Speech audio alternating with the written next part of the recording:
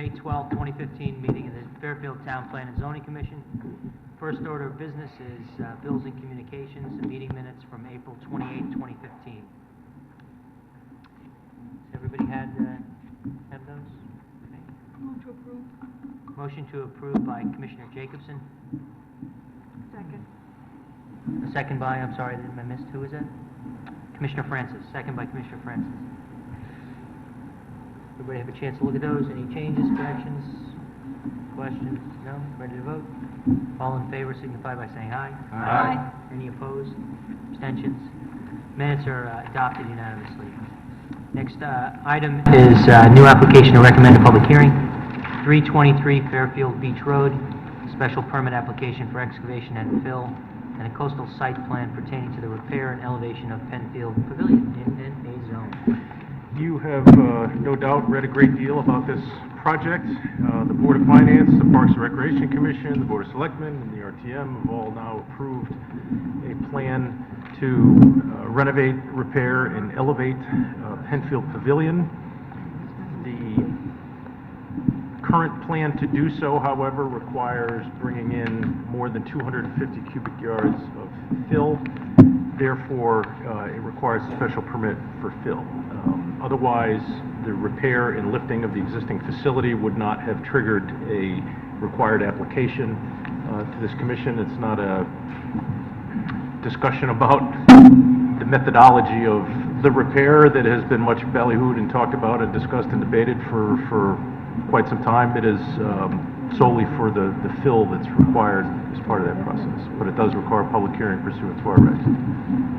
Very good. Make a motion to move to public hearing. Motion to move to public hearing, Commissioner Alessi. Second. Second by Commissioner Coleman. Any discussion, questions? All in favor signify by saying aye. Aye. Any opposed? Abstentions?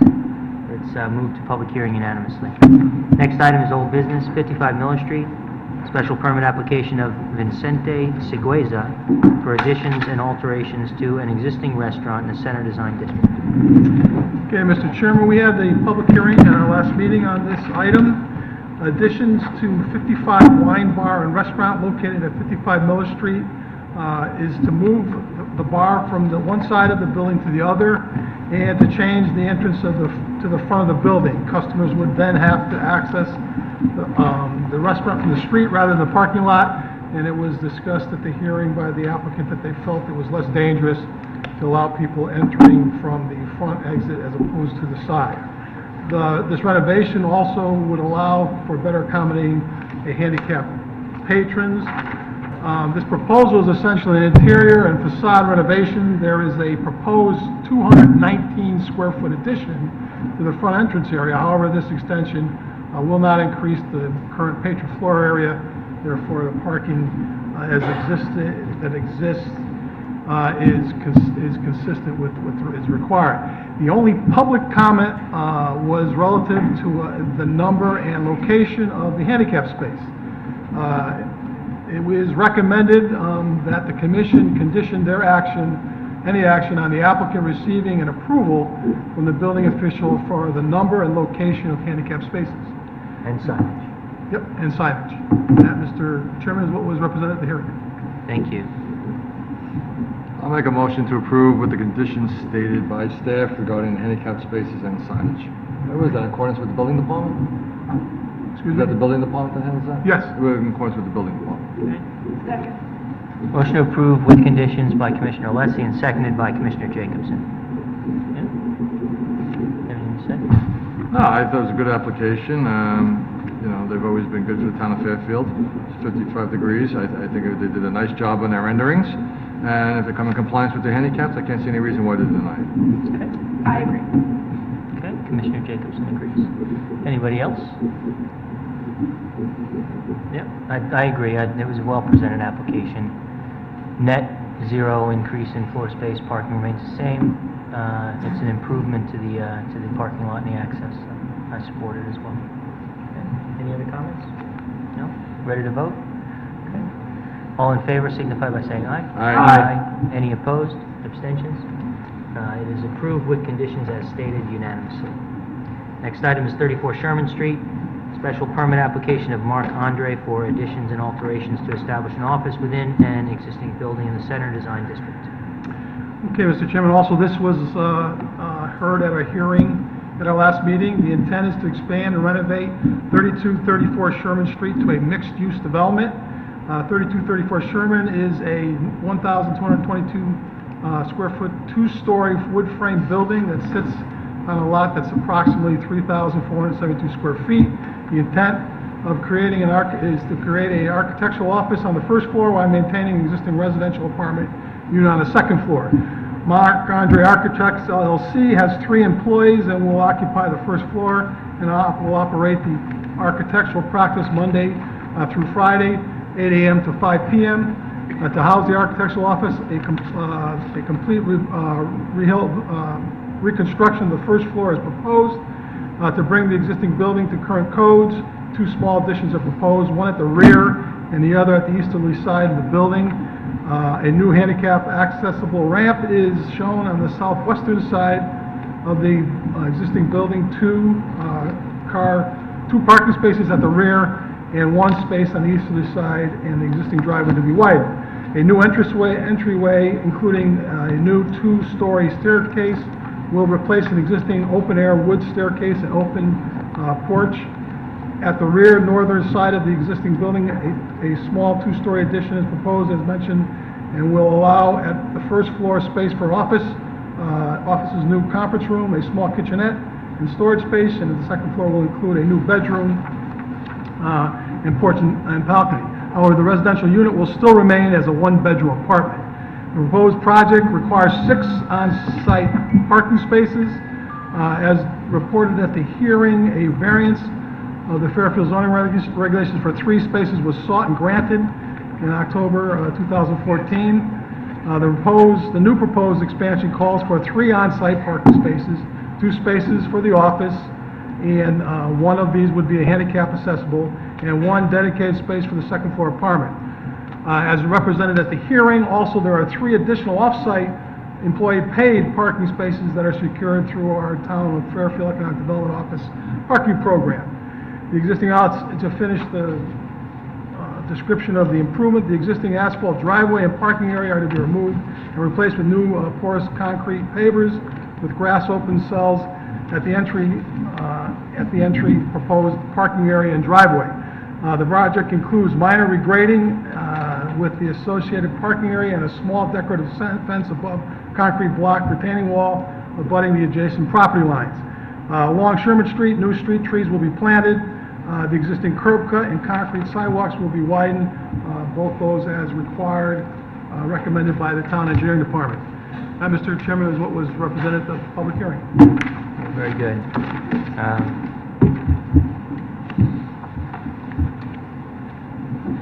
I just realized, for Commissioner Kennelly, who's sitting? Is it Commissioner Noonan? No, Or Meg. It would be Meg. Francis. So you're on. I was just looking at who was present at the hearings and who's on. Good. Okay. Yes.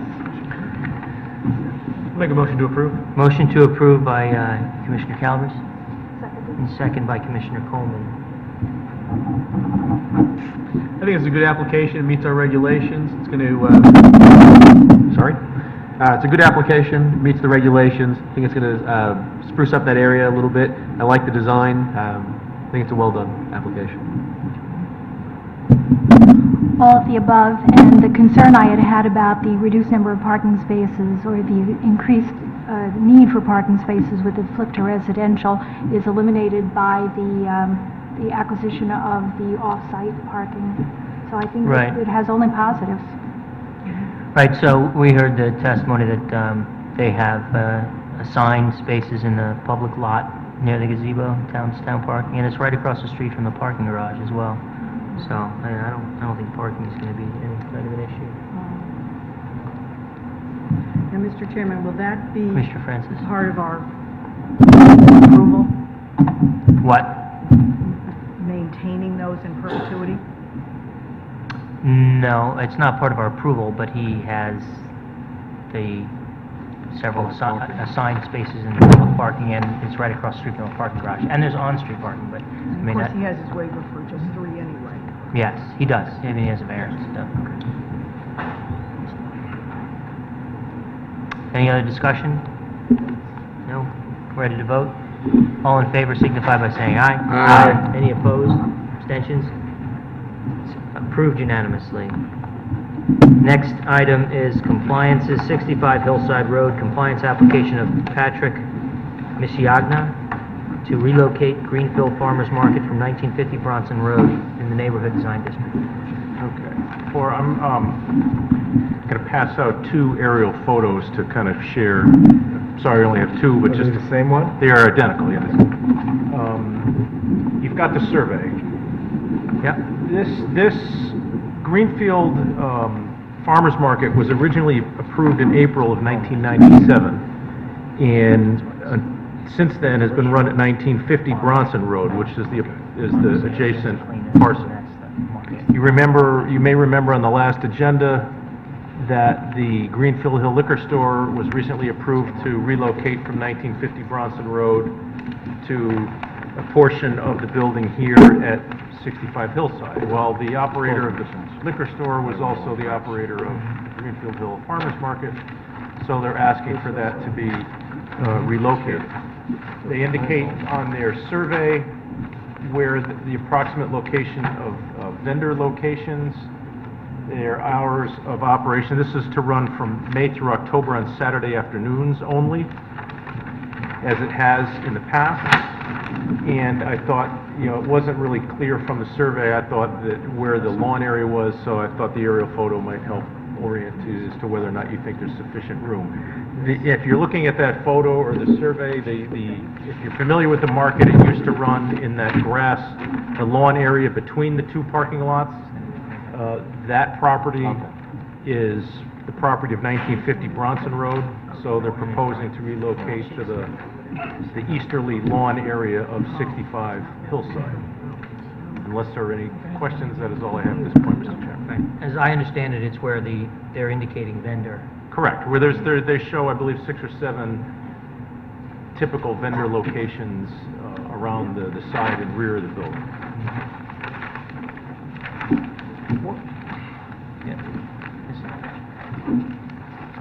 What's going on with the marketplace, do we know? What do you mean? The market. Oh, the Yeah. adjacent One we just store? approved like about a year Well, ago. they've renovated it. That's beautiful. They've done a nice job in implementing the renovation. They don't have a tenant yet. Let me ask you a question, is this going to affect the tenant, or trying to get a tenant? I don't know whether it would be a positive or negative influence on that one way or the other. Hmm? Huh? I guess it's a question for Jim. Have they checked with, there's a residence right across the street from it, and I imagine that the parking is likely to flow over onto their parking lawn or their curb. Have they checked with the residents to see? I don't how know they to the feel about extent that they've done any outreach to the residences on the other side of the street. If you're looking at the aerial, if you have one, their parking lot, there's their side lawn there that used to operate in the lawn in between. Obviously, there's less area, here than there is at 1950, which, may be an issue. In talking with the applicant, I think he feels that's going to kind of self-regulating, that if they're not going to have more vendors and they can fit there.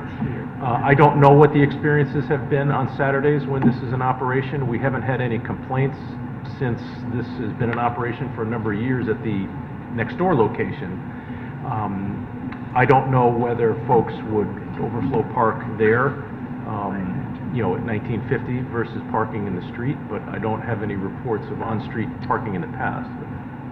Okay, we should get a motion so that we can discuss. I will make a motion to approve the farmer's market. Okay, motion to approve by Commissioner Barretts, second by Commissioner Coleman. So, did you have a follow-up question? No, I think he answered my All right. question. Thank you. So, you just mentioned parking on the street.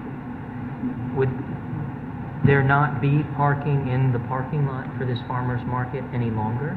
Because there are signs presently that are posted for the Right. farmer's market in this lot, which is to the Right. north of the building. Right, there's 20 spaces, this site has 20 spaces in their parking lot. Right. So there are 20 available parking spaces. Yeah, you know, I don't know whether that's gonna create an off-site issue or not. It hasn't in its previous locations. I don't know, you know. I'm just asking if the the availability of parking for the farmer's market is going to change, because as it sits right now, and I didn't actually notice this when I looked at this, yesterday, but you just inspired the question. So presently, the farmer's market is operated to the north of the building, to the north of these 20 parking spaces that we sent the survey, right? That's correct. And there are signs that are posted there for the market when you pull into that lot, on Sundays. When you can park there, that's where you park. Yep. So, moving it from where it is now to where it's proposed to be, I assumed, when I looked at this on review, that folks were still gonna park in that parking lot. At 1950? I don't know whether those parking spaces are associated with 1950 or with, Well, the spaces on the 65. survey, the spaces on the survey are associated with 1950. Then there's a strip of lawn, and then there's another parking lot on the other side of the lawn, which Right. is associated with 1950. yeah, you just said that these were associated with 1950. I'm sorry, I'm sorry. The spaces shown on that survey are associated to 65 Hillside. Right, and Correct. so those will be available for the farmer's market? That's correct. Okay, and there's actually a sidewalk now, which runs along the building and along the area where they're posting for these vendors, which would actually be helpful, because the lawn area on Sundays tended to get a little messy. So it might even be a easier. Saturday, this is Saturday. Saturdays, I meant Saturday, sorry. Yeah. All right, well, that answers my question. Anybody else have a question about parking? Anybody else have any questions Is about anything the else? owner of 65 Hillside Road own the new marketplace? Is he the owner of the new marketplace No. as well? Different owner? No, different owners. And we didn't hear it from him, did we? No. Yep, Scott? Yeah, I mean, I've gone to this market before, and it's been there a while. You know, it's a seasonal use. It's made October, 6 months a year, 1 day a week, 5 hours a day. I mean, it's open 26 days a year. So, I mean, you know, we have to consider that. And it's been there a while, and people enjoy it. So, I'd like to see the use continue. It's not moving far away. Again, we're talking about impact to the neighborhood. I don't think moving it's going to cause more or less people to come. It could be less, because, you know, maybe the area is smaller. You know, that was, my main concern was, is there enough area there to really operate the farmer's market? You know, really, you know, I know that neighborhood too. I mean, it's already there. I mean, it already exists. So any impact to the neighbors, unless because of the new place people are parking on the street or somewhere they're not supposed to, which I don't think is going to happen either.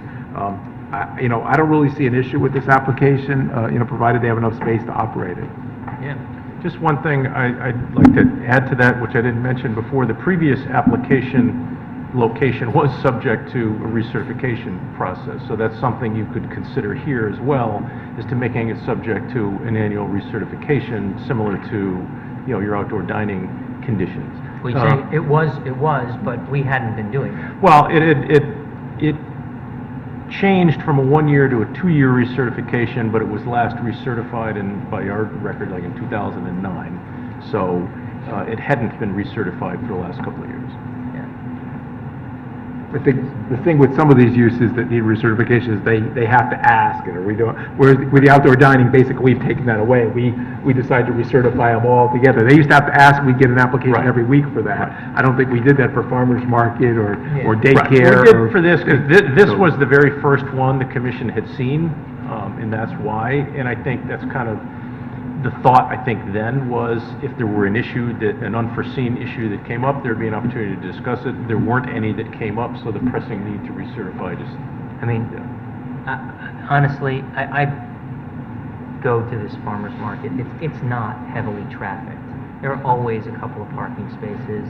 I mean, you know, the biggest problem is when it rains. It's all muddy out there. You know, I mean, this is so. Anyway, I would not be in favor of a recertification process. If we're going to approve this, we're just moving it. It wasn't being recertified before. There were no issues, no complaints. I think we just approve this. Anybody else? Any comments? No? We ready to vote? The motion on the table is to approve. All in favor signify by saying aye. Aye. Any opposed? Abstentions? Compliance carries unanimously.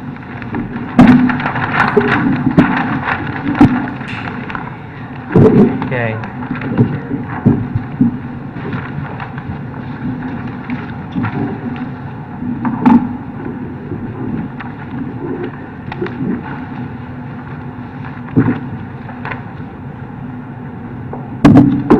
Okay. Thanks. Next item is public hearing. Should probably call the first two together, right? Zoning regulation amendment, application of attorney Frank Johnson to amend section 12.4 of the zoning regulations to permit dog daycare as a permitted use in the design commercial district. And item number 2, 154 Kings Highway cutoff, zoning compliance application of attorney Frank Johnson to establish a dog daycare in an existing building in the design commercial district. Good evening, Commissioners. My name is Frank Johnson. We are trying to change the zoning amendments to include dog daycare. Dog daycare facilities do not appear on the list of permitted uses in this zone.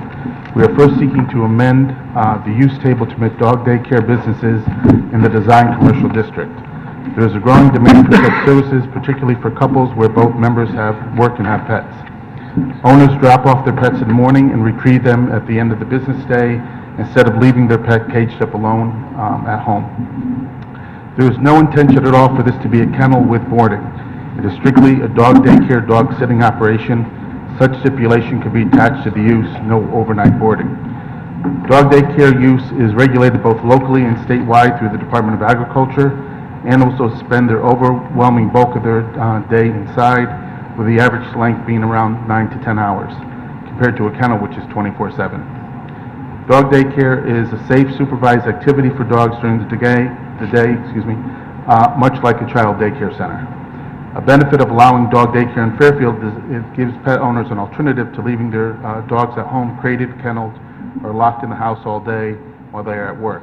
Pet owners feel guilty about leaving their pets at home for 10 to 12 hours a day. This way the dogs do not have to be left alone unsupervised all day long. Dogs are social animals that become lonely and develop behavioral problems as a result of being left alone. Dog daycare is a full weekday and weekend service designed for current stay-at-home dogs that can come out and play with peers and exhaust pent-up energy. We propose both indoor and outdoor fenced areas.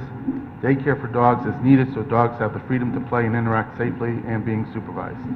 At the end of a long day, the dogs will be tired out for their owners. When the owners come home from a hard day's work, the dogs will be able to settle down together calmly and strengthen the family bond. In this immediate geographical area, Fairfield only permits veterinarians to operate kennels with no provisions for dog daycare. The veterinarians in this area have kennels for hospitalizations and short-stay vacations. No veterinarians in this area have daycares. The dog daycare facilities cannot open in this area without changing the existing zoning laws. To date, no one has petitioned to do this, although it is a permitted use in Milford, Bridgeport, and Westport, and other towns. Due to people's demanding work schedules, there is a need for this service in Fairfield. The proposed building is located at 154 Kings Highway Cutoff, which has been vacant for several years. It is a single-story commercial structure built in 1953. The dog daycare will occupy the entire building. The exterior structure will remain unchanged, and we will not be making any change to the structure itself. There will be an outdoor dog run at the back of the building. There's significant parking for the staff that is on site, as well as people coming and going, dropping off their pets. There is a circular driveway in front of the building which will be utilized for drop-off and pickup. It is not a use that will conflict with the neighborhood, and there is no residential neighbors in the area.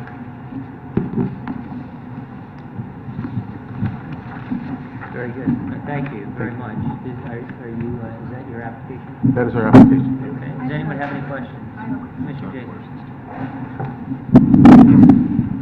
I love dogs, and I think there's a tremendous need for this in Fairfield, but this area that I looked at doesn't have any residentials, but if we change the regulation town-wide, dogs bark. I mean, they make noise.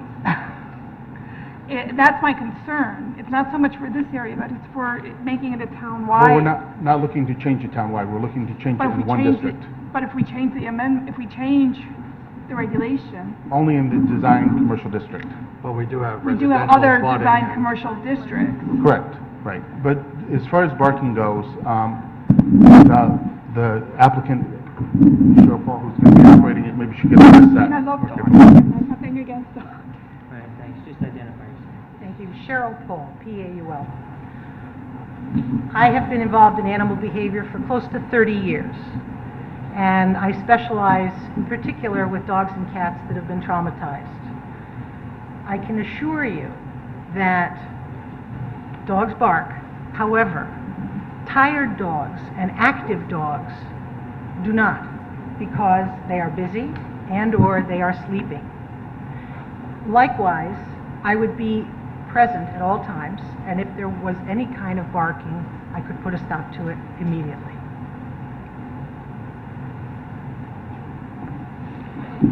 Right. But what happens when, John Smith comes in and wants to put a place in and he's not as good as you? Right now, we have that issue. It's more than just putting your location in, it's changing our zoning regulation for it. So this may be the way you handle yours, but the person who handles the next one, and he's abutting a residential neighborhood, and he has dogs outside and he can't control the dogs barking, that's the issue that we're facing. Well, hopefully anybody opening would have experience with animals, and we're required to be licensed by the Department of Agriculture. So there are some regulations that have to be, many regulations that have to be abided by, and we get inspected a couple of times a year. So there are some strict regulations on these things. Do you have other locations? No, sir. No, this would be, so have you run dog daycare facilities? You said you were involved with animals for 30 years. I Yes. don't know in what capacity. Is it dog daycare or? No. No. As a? I have been a behavior consultant for a number of rescues. I work with a number of individuals who have rescues and other people who have needed help when they've adopted or have purchased animals and are having trouble with them and thinking about giving the animals back. My goal is to stop recycle. Right. Very good. Commissioner Barrett. Yeah, as Attorney Johnson, as some of the other commissioners says, this is a change to a design commercial district regulation. Correct. So we need to make certain evaluations. One, simply one we do is that, time, experience, and reasonable planning dictate the need to change our zoning regulations. You want to enable this for use at this location, and I understand that. I mean, whenever anybody wants to use something that's not permitted, the right thing to do is exactly what you're doing. My question, I think, is that even in the numbering, you have 12.4 point question mark. Obviously, you don't want to number our regulations. We could. My Correct. question to you is, in looking at the uses, all the uses that we allow in our commercial zones, Right. we have another grouping under 12.428, which are the types of uses that not only require a special permit, they also require a special exception. There are things like day nurseries, home for the ages, rest homes. Do you see daycare kind of, if we approve this, resting in that section because of the residential, possible impacts and things? Possible impact. I didn't put it in there because this was not a residential zone where this particular location is. Right, but this is, our regulations for a design commercial district say certain uses in a design commercial district require a special exception permit as well as a special permit, so. Right. I just, wondered what you thought about that, because that's, that's. Good question. Some Because of of the the, question mark in the application, Yeah, where right. it could go in two different. It can go into either one. so we're okay, you're okay, if we approve it, you'd be okay for us to take the part of the Absolutely. regulations where it's there, okay. Thank you, and then I just, make the point, application that, if there's anything you can say, to just say, why would we want to enable, not just for your applicant, but why is this a good thing to codify in our regulations as a permitted use? Right. And- I understand you want to put one in at this Right. location. that's And fine. all the neighboring towns have this already. Yeah. So this But- is something that has been accepted, statewide. It could be done in other places in town. It's just not in the design commercial district, right? So you could have a There- doggy daycare on the post road. Could you not? Well, you'd have to change the zone regulations for that area, right? For, in a commercial district, doggy daycare? No. Well, we can deal with it offline, that's fine. Well, I All right. think that's, I think Okay. the confusion there is, Post Road, portion of that is our Center Design Business District. This A portion, would not be- no, not there, but in, you know, in a commercial zone. Right, it would either be Black Rock Turnpike, Kings Highway, Yeah, the rest of Post right. Road. So, I mean, there are areas in town where it would otherwise be permitted without a regulation change in this way. So, Well, it's not a permitted use in town anywhere at this point. This is a Other- commercial district. Right. yeah, but I'm saying, I mean, there are other places in town, not necessarily in this particular place, Right, it's very difficult to find a location to do this in, right? to find a landlord that's willing to do a dog daycare. And as There's far as other locations in town, but it's not permitted use in any of the zones. it's not permitted anywhere in town It's at not this point. permitted. This is a design commercial district on Kings Highway, and Black Rock Turnpike is the same, so it wouldn't be permitted on Black Rock Turnpike or Kings Highway or, you know, any of our commercial zones. Correct. Post Road, excluding the center today. right? Correct. That's it. Okay. And then as far as the barking issue too, someone could also have 5 dogs at home that bark, and there's no regulations controlling that. I know. Right. So, yeah. You have Right. problems about that too, you'd be Yeah. surprised. The dog warden takes care of it. Right. Okay. Anything else? No? Anything else? Mr. Francis? My concern would be that even though these are design commercial districts, within a block or two is residential. And barking, there's nothing worse than barking dogs. Any other questions? No? All right, thank you very much. Okay.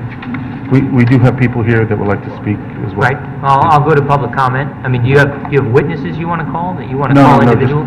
But, basically okay, so public sorry, I probably should have said this before we started the public hearing.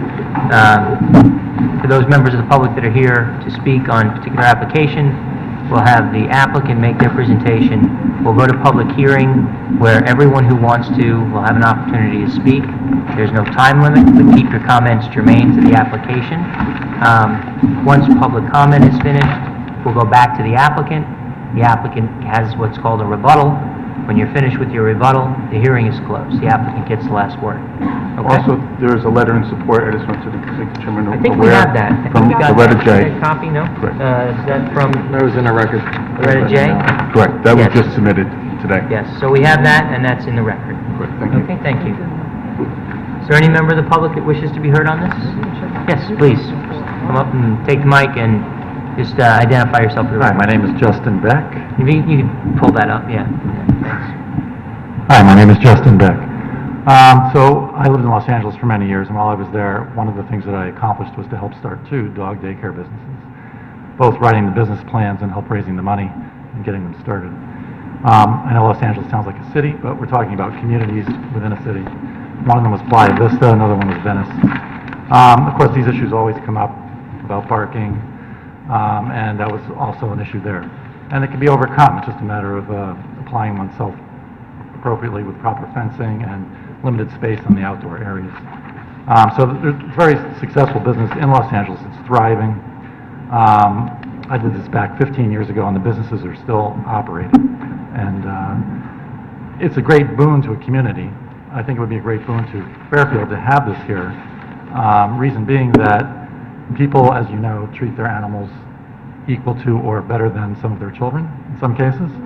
And as we know, there's plenty of child daycare centers around, and I'm sure dog daycare centers would be, at least one, would be extremely popular, and would also be an attraction to people outside of this community to possibly move to this community, knowing that there is sufficient care for their animals while they're commuting on the Metro North to New York City.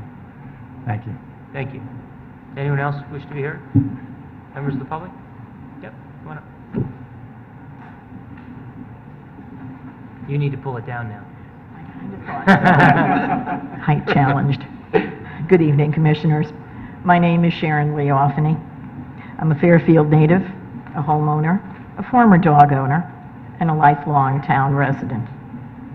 I've known Cheryl Paul as a neighbor and as a friend for about 20 years. I know her to be a responsible and loving pet owner. She has adopted dogs and cats, each of them with special needs, each of them rescued. She's given them a loving home. She's a thoughtful, loving, and caring friend, quick to call with offers of help when we flood, and that happens with alarming frequency. Or to share some safety information which she gleans from her police scanner. I think the world of Cheryl Paul. She's already an involved member of this community. She is serving on the Citizens Emergency Response Team. She headed our local neighborhood watch group. She helps man the shelter for pets in conjunction with the emergency shelter at Ludlow. She's an active member of the Fairfield Citizens Police Academy Alumni Association. As a potential business owner, I know Cheryl would build and run a business which would be an asset to our community and add greatly to the quality of life we all enjoy here in Fairfield. Thank you for your kind attention. Thank you very much. Anyone else?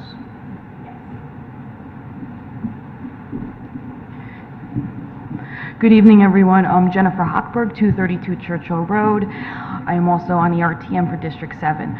I've known Cheryl Paul since 2013. We are members of CERT, Community Emergency Response Team together. I also know her from Lake Mohegan. She is a huge presence there with the dogs. And let me tell you, I know there's other people that are planning to speak, but her compassion towards animals is undeniable. And I think it's time to give her that chance to have her own business to pursue that passion. Thank you. Thank you very much. Anyone else?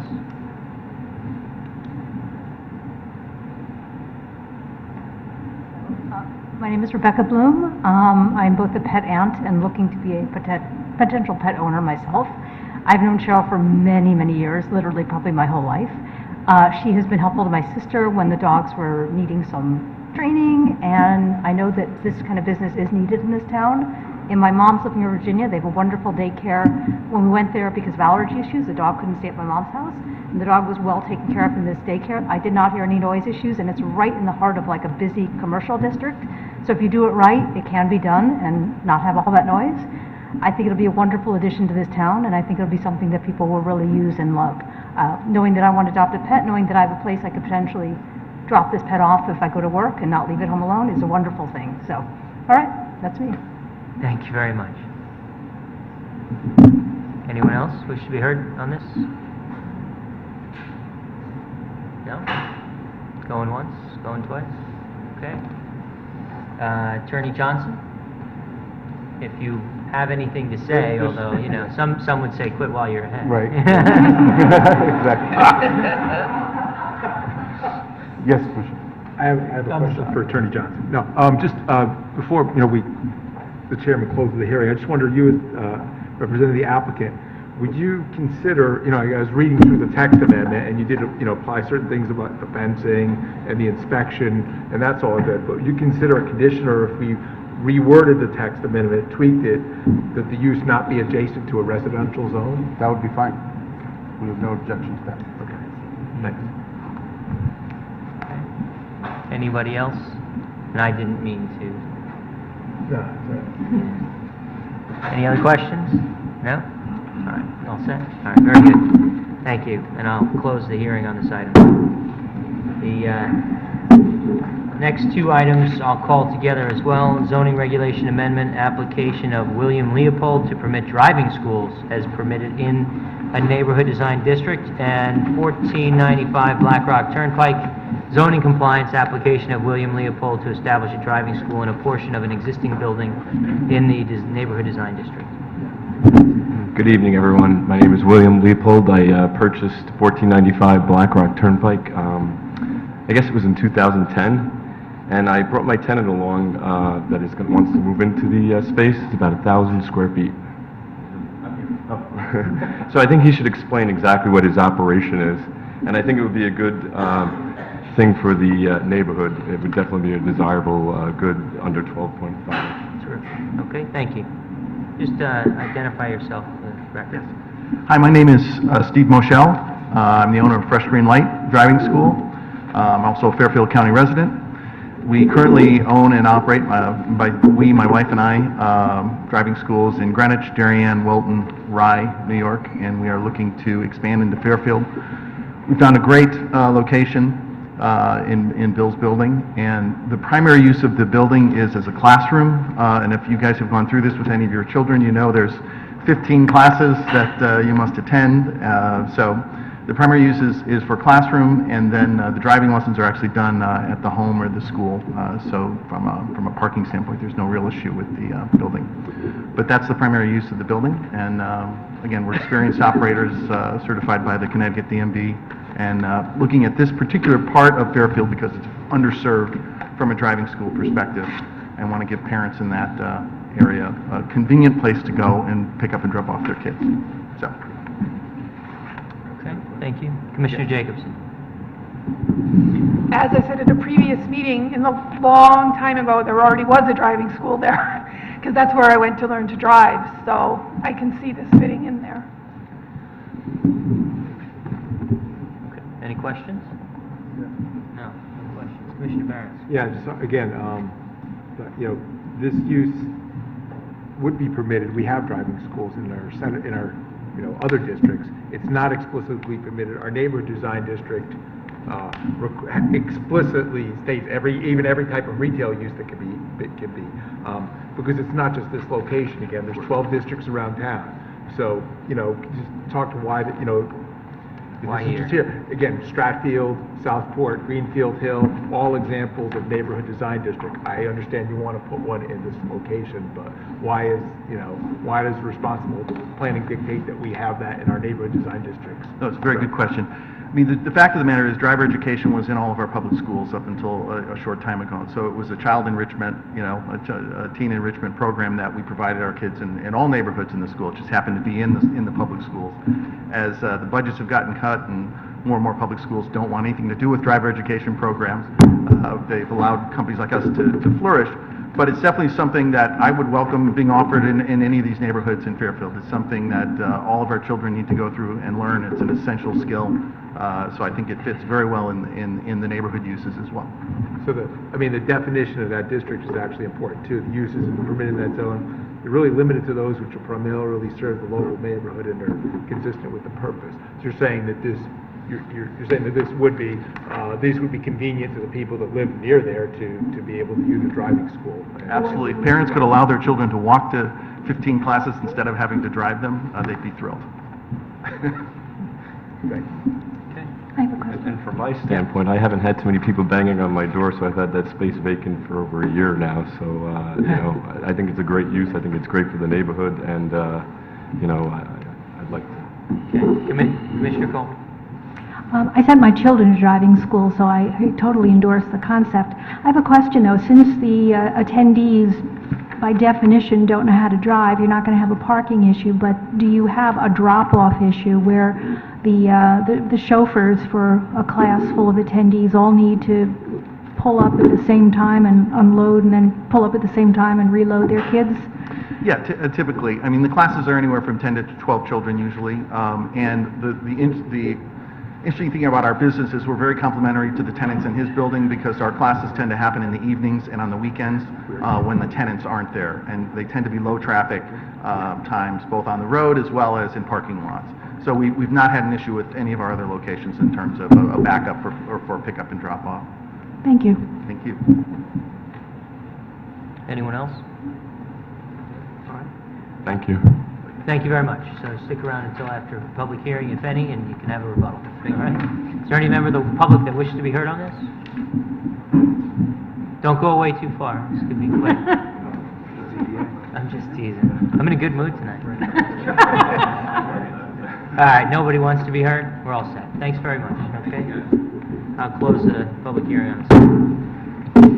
Next is 145 Brookside Drive, subdivision application of Brookside Acres LLC for 2 lots and an easement.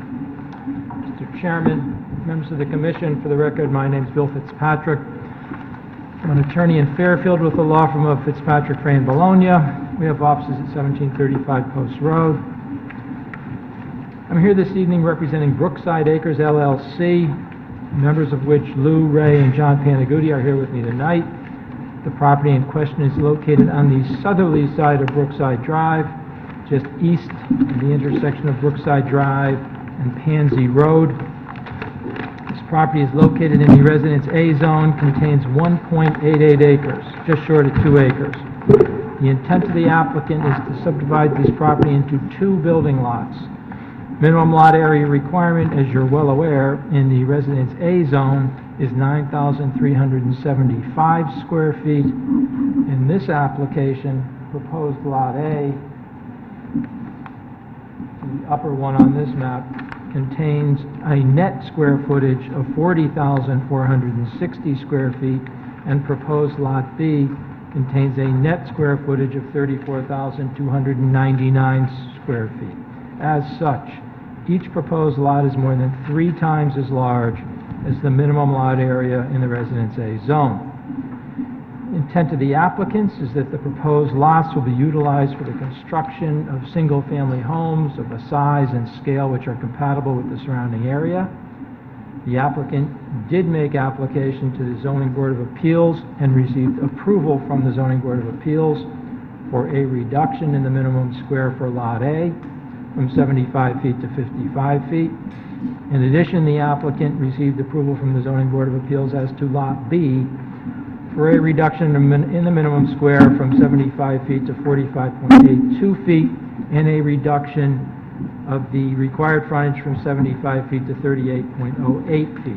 At this time, I'd like to submit for the record copies of those Zoning Board of Appeals approvals, if I might, Mr. Chairman. Thank you. As Mr. Jobst takes care of that. Oh, no, you don't have time. Well, I'll finish it up, will you? Mr. Chairman, at this point, very soon, I'd like to introduce Mr. Walter Jobst of the Huntington Company to describe this proposal. Mr. Jobst is a registered land surveyor and professional engineer with the Huntington Company. Walter.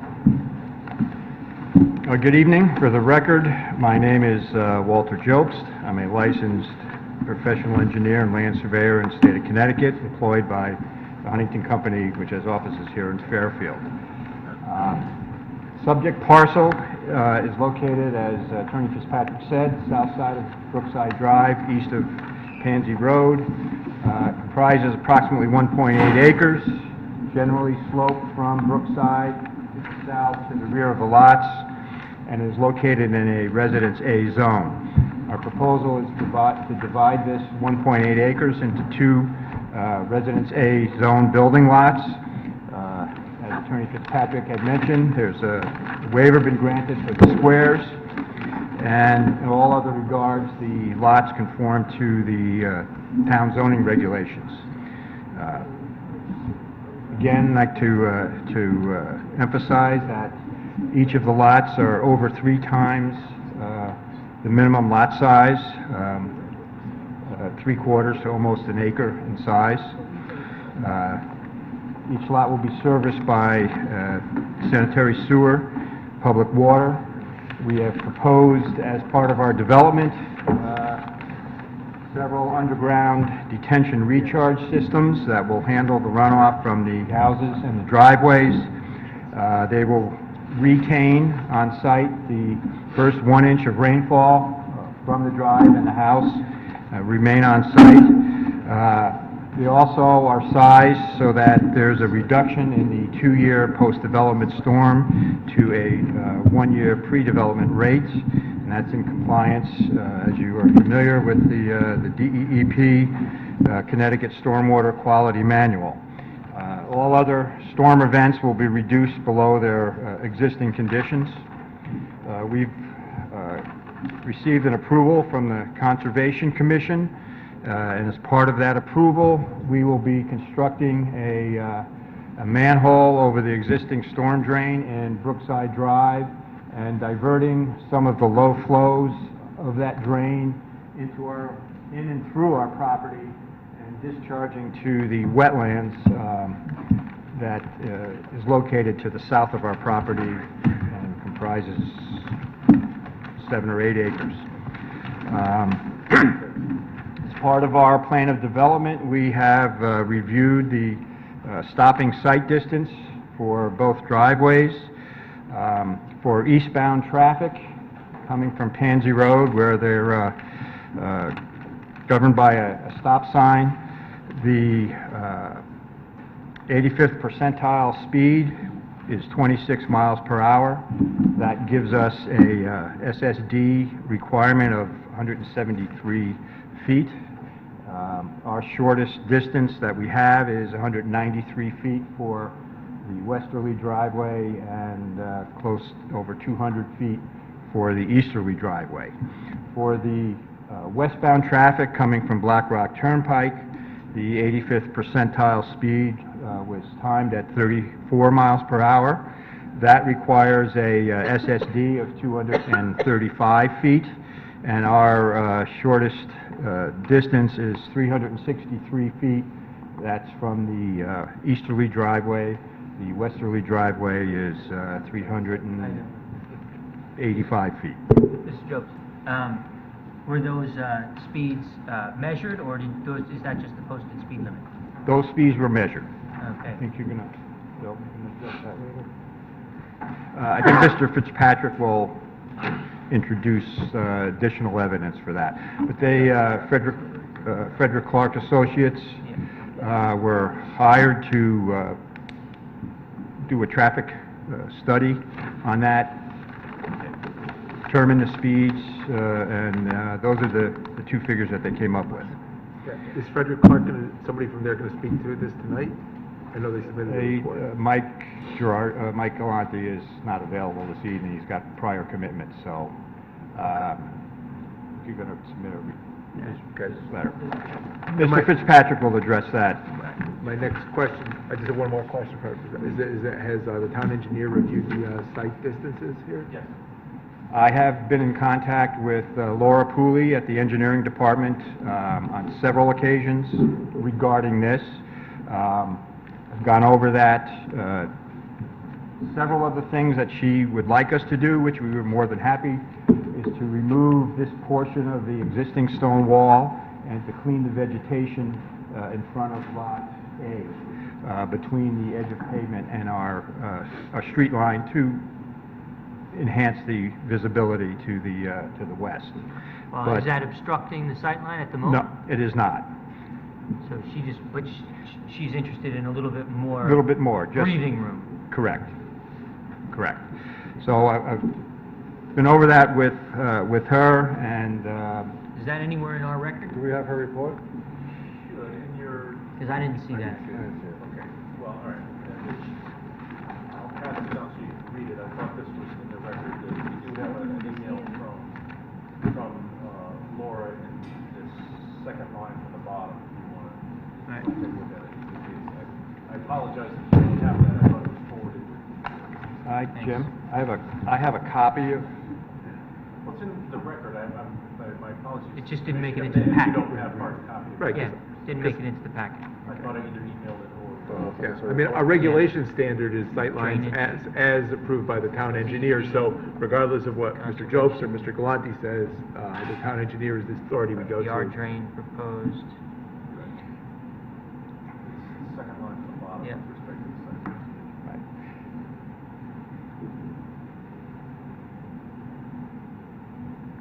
Do you have a problem with condition of approval, Ms. Pooley's remarks or comments? We've reviewed all of her comments. We have no problem with complying with any of them. She speaks to removing vegetation in the town right-of-way and requiring permits. From the tree ward. She states that the plan presented provides information from Mr. Galante which indicate that adequate sightlines exist for the construction of these 2 new driveway entrances. But she doesn't actually say that she reviewed and approved it, or that she has a recommendation with respect to clearing vegetation. I just don't see that here. Chairman, my reading of that same section, and I'd like to hand in a copy of Mr. Galante's letter of January 14, 2014, which is in your file, We got that. we Yeah. got which that in. states the 85th percentile of motorists traveling eastbound was 26 miles per hour and 34 miles per hour in the westbound approach. And what Ms. Pulley is saying, the way I read it, is that the plans presented and the information provided by Mr. Galante indicate adequate sightlines exist. I don't know how much clearer she could be. I think she is saying that is tantamount. Indicate that adequate No. sightlines exist is the same to me as satisfactory to me. Well, so there's two things, right? One is a conversation which you may have had with Ms. Pooley where she indicated verbally that, hey, it would be good if you cleared some of this vegetation and cleaned up the sightlines a little. I think I hear that from you, Mr. Jobs. I would agree with you that the email does not, she's not rendering an opinion at all. She's merely reciting that Mr. Galante's report indicates adequate sightlines. She's not rendering an opinion here. As part of our conversation, in addition to removing the stone wall and cleaning the vegetation within the right-of-way, we also discussed the merits of our sightline of 193 feet compared to the 173 feet that is required. And she presented to me verbally that she was comfortable with that figure. I mean, you have, we're not talking about a couple of feet here. You've got room. It's like, you know, it's 20 feet. It's a substantial margin. I'm not quibbling, but I just want to be clear, right? She may, there's now, and Mr. Jobs is telling us about a conversation where Ms. Pooley recommended that we clear out some of the sightlines. That's fine. She's not passing judgment, though, on Mr. Galante's report here. Okay? Perhaps. Can I conclude, Mr. Chairman? I will reach a number of these items again. I'd now like to conclude the legal test, as you've heard from me in the past, for the Commission's evaluation of a subdivision application as outlined in the State of Connecticut case law. Quote, "The Town Plan and Zoning Commission acts in an administrative capacity in exercising its function in approving or disapproving a subdivision application," citing the Reed versus Planning and Zoning case, 208 Connecticut 431, 1988, as well as the Weatherly versus Town Plan and Zoning case, 23 Connecticut Appellate 115, a 1990 case. The Commission is controlled by the applicable regulations in reviewing this subdivision application. That's Town of Westport versus City of Norwalk, 167 Connecticut 151, a 1974 Connecticut Supreme Court case. And lastly, quote, "Because the Commission is not a court of law, its authority is stringently limited. It can only apply its regulations to the proposals that appear before it. It cannot make law."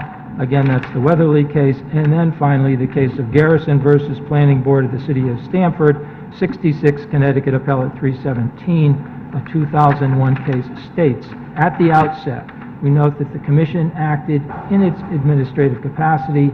As such, it has no discretion or choice but to approve a subdivision if it conforms to the regulations adopted for its guidance." This proposal has been reviewed and received approval from the Town of Fairfield Conservation Commission. The inland wetland approval for the record is IWPA 2011-12-06. As part of the inland wetland approval, the applicant will be constructing a bypass pipe to restore some flows from Brookside Drive to the wetland behind the property in question. This was requested by the Conservation Commission in order to maintain the viability of the wooded swamp to the rear, which goes all the way back to behind Old Navy. There are also, as you can see, substantial conservation areas, conservation easement areas located to the rear of both parcels. Mr. Jobst indicated as part of the part of his submission, as part of the application, that the sightline distances are as follows. For westbound traffic, the required stopping sight distance is 173 feet. Distances provided are 193 and 208. For westbound traffic, the required stopping site distance is 235. Distances provided are 363 and 389. Laura Pulley, senior civil engineer, reviewed Mr. Job's plans. She concluded in part, the drainage report indicates the post-development flow rates for the 2 through 100-year storm events will be reduced below the pre-development flow rates, meeting this department's requirement for stormwater attenuation and water quality improvements. In addition, the design meets the recommendations as set forth in the DEP 2004 Connecticut Stormwater Quality Manual for capturing and treating water quality volume and providing adequate groundwater recharge and runoff volume reduction. She references that also provided is the Conservation Department's requirement for diverting a portion of the stormwater flows in Brookside Drive into the inland wetland area located to the rear of these parcels.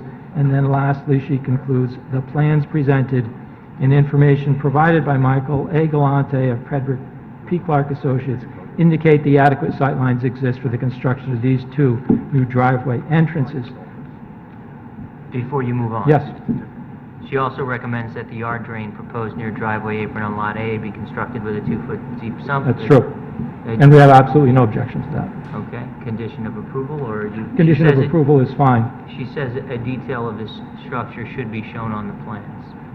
Is that, so you'll do... We will do so, revised plan? and obviously it has to pass her muster for us to move forward. Okay, all right. Panagoody families own this property for approximately 100 years. The proposed development here will bring this development of this parcel to an end. We're talking about 2 lots of 34,000 and 40,000 square feet plus in a zone for 9,375 square feet parcels. It's a very conservative, open space friendly parcel. I submit the application conforms in all respects with the relevant zoning regulations as well as the relevant subdivision regulations. Warrants your approval. For the reasons I outlined, I'd request this application be approved. Mr. Jobst and I, as well as the Panagoody clan, will be happy to answer any questions the commission may have. Mr. Fitzpatrick? Are you requesting a waiver of sidewalks? We didn't see any in the plan.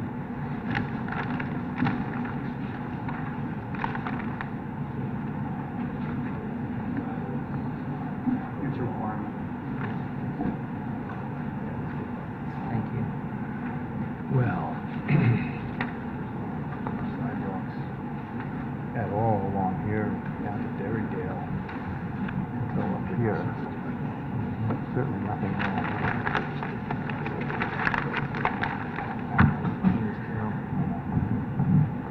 okay.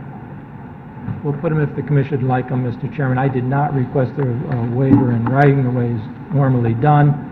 So at this point, if the commission deems it appropriate, it's not exactly I a understand. pedestrian thoroughfare, but It's, that's the way it is, though. You know, it's a I- requirement, it's got to start somewhere. no, I've seen this movie before. Very good, very good. Thank you. Thank you. Is there any member of the public that wishes to be heard on this?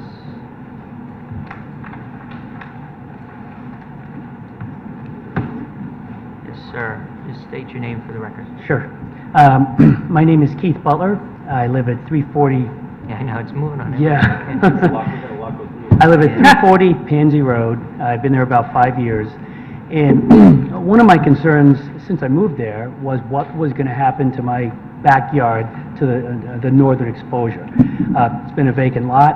I never knew what was going to go there, pretty close to commercial property.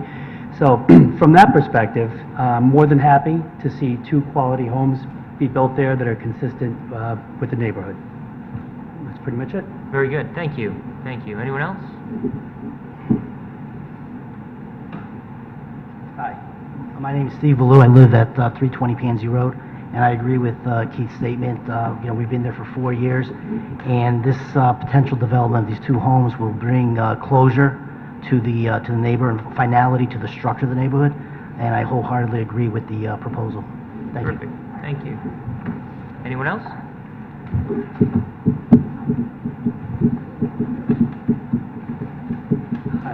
My name is Paul Young and live on Wonderland Brookside Drive. Actually, just really just adjoining to this proposed two-lot On development. the other side.